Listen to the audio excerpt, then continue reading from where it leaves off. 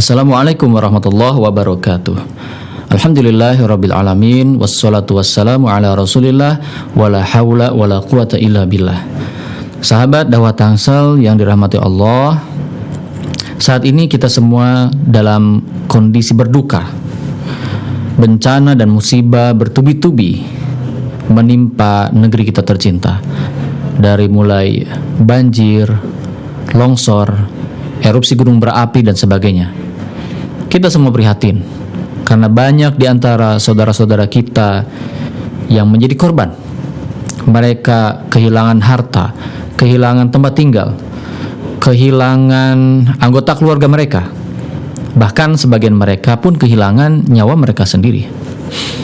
Bagaimana menyikapi bencana dan musibah ini?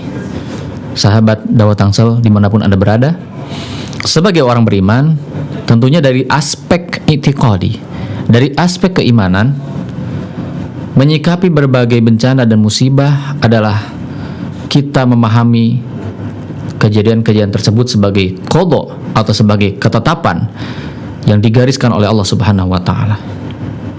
Allah telah menetapkan, Allah Maha berkehendak untuk menimpakan apapun kepada kita selaku hambanya.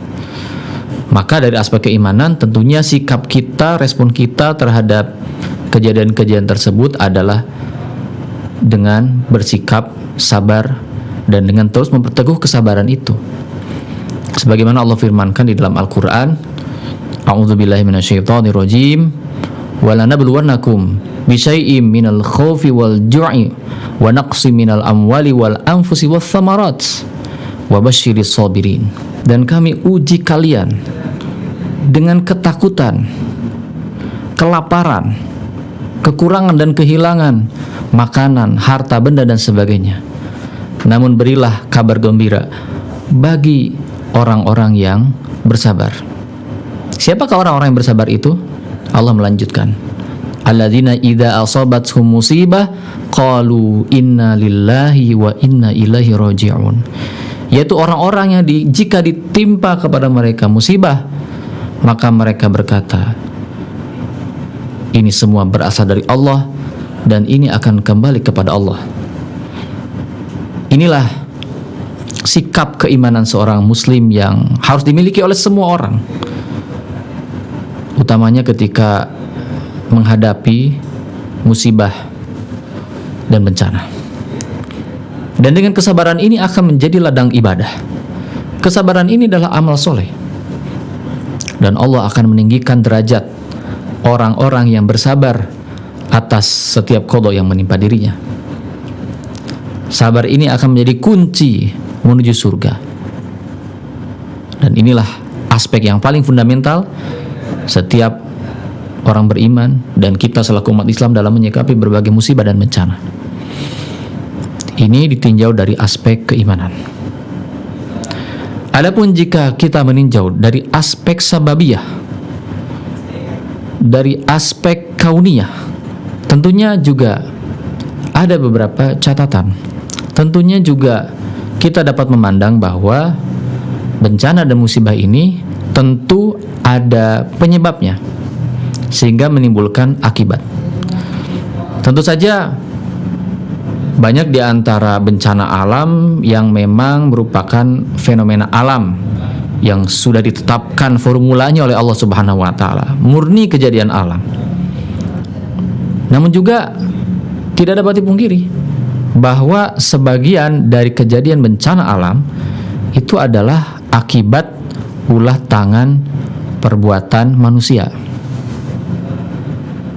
Sebagaimana Allah Subhanahu wa taala menjelaskan di dalam Al-Quran, wa ma asabakum min musibatin fabima kasabat aydikum.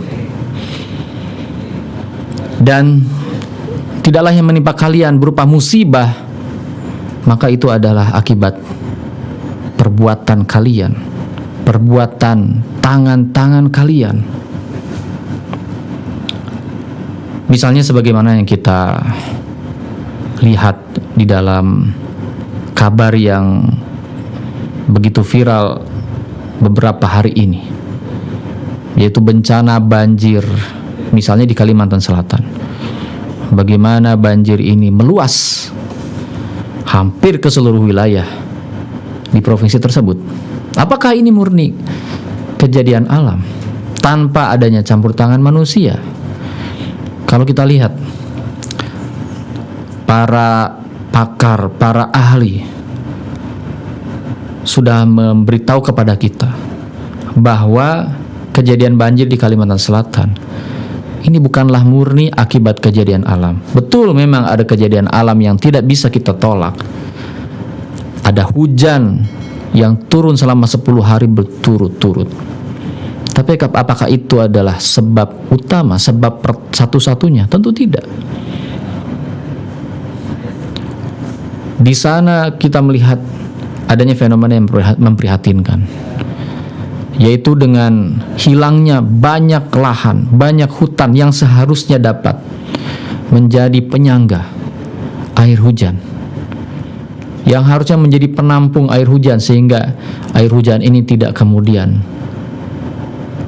membanjiri sungai sehingga sungai meluap dan kemudian menjadi musibah bagi semua pemukiman yang ada di sekitarnya. Data yang kami dapatkan adalah bahwa ratusan ribu hektar di Kalimantan Selatan sudah susut, sudah hilang, digantikan dengan ratusan ribu hektar lainnya yang berupa perkebunan. 50% lahan di Kalimantan Selatan beralih fungsi menjadi perkebunan dan pertambangan. Bahkan ada 800 lebih lubang pertambangan yang dimiliki oleh sekitar 150-an perusahaan pertambangan. Dan mereka tidak melakukan regenerasi. Akhirnya yang terjadi adalah lingkungannya rusak. Hutan habis digunduli. Ketika hujan turun, maka otomatis Sungai Barito di sana tidak mampu menampung limpahan air yang begitu banyak, dan akhirnya timbullah bencana banjir. Sahabat Dakwah Tangsel yang dirahmati Allah, dari kajian sababiah itu maka kita dapat mengambil kesimpulan bahwa bencana atau azab yang Allah timpakan pada umat manusia sebagiannya diakibatkan oleh perbuatan manusia itu sendiri, baik secara langsung ataupun secara tidak langsung. Di dalam Al-Quran Allah Subhanahu wa Ta'ala menegaskan, Zuharul fasadu fil bari wal bahri bima kasabat aydin nas liyudhiqahum ba'dal ladzi amilu la'allahum yarji'un. Telah nampak kerusakan baik di darat maupun di lautan akibat tangan perbuatan manusia, agar Allah memperlihatkan kepada mereka akibat perbuatan mereka, agar mereka kembali kepada Allah. Jadi dengan kesalahan yang dilakukan oleh manusia, kemudian Allah mengingatkan dengan cara menampakkan akibat dari perbuatan itu. Mari kita lihat perbuatan tersebut diakibatkan oleh apa?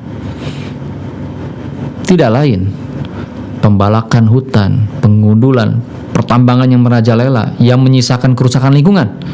Ini semua adalah hasil kong kali kong antara oligarki dan penguasa, yang mana orientasi mereka adalah semata-mata keuntungan dan keuntungan tanpa memperhatikan masa depan umat manusia.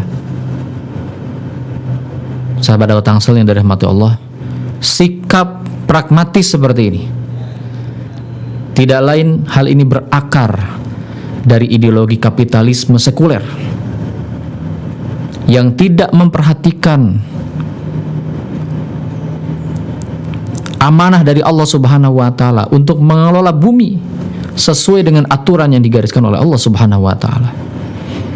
Bumi kita ini, hutan kita, laut kita, daratan kita, ini adalah amanah yang Allah titipkan kepada manusia agar manusia memakmurkan bumi ini, mengelola sesuai dengan syariatnya, karena manusia diamanahi jabatan sebagai khalifah.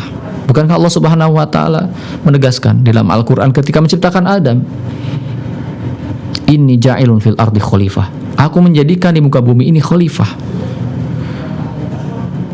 Tatkala manusia merusak alam, tidak memakmurkan malah semakin memporak-porandakan alam dan tidak memikirkan nasib generasi mendatang. Bukankah ini berarti kita mengabaikan peran kita sebagai khalifah di muka bumi? Kita mengabaikan aturan Allah, syariat Allah dalam mengelola alam ini, dan lebih mementingkan hawa nafsu, lebih mementingkan keuntungan, itu pun keuntungan untuk segelintir orang saja. Maka dari itu, di ayat yang tadi saya bacakan, Allah Subhanahu wa taala menutup dengan la'allahum yarji'un, agar mereka kembali. Dengan Allah menampakkan bencana ini, Allah menampakkan akibat dari tangan perbuatan kita. Tujuannya adalah agar kita kembali kepada Allah. Apa realnya kembali kepada Allah? Realnya adalah kita kembali merujuk kepada aturan Allah, kembali merujuk kepada syariat Islam, kepada hukum Allah. Karena hanya dengan merujuk kepada hukum Allah, kepada syariat Islam, maka kita akan menemukan tata kelola alam yang sesuai dengan fitrah, yang sesuai dengan apa yang dikehendaki oleh Allah Subhanahu wa taala. Dan kita yakini di belakang syariat ada maslahat. Kita yakini dengan diterapkannya syariat Islam, termasuk dalam bidang pengelolaan alam, maka di situ ada maslahat, ada kebaikan bagi umat manusia dan ada kebaikan untuk alam. Ketika syariat Islam ditegakkan dalam mengelola alam, maka tidak ada lagi eksploitasi berlebihan pada alam, tidak ada lagi pengrusakan alam yang membabi buta, karena Allah adalah zat yang maha tahu kebutuhan bumi ini, kebutuhan alam ini, dan kebutuhan umat manusia. Oleh karena itu, kembali kepada syariat Islam, kembali kepada syariat Allah adalah satu-satunya jawaban. Assalamualaikum warahmatullahi wabarakatuh.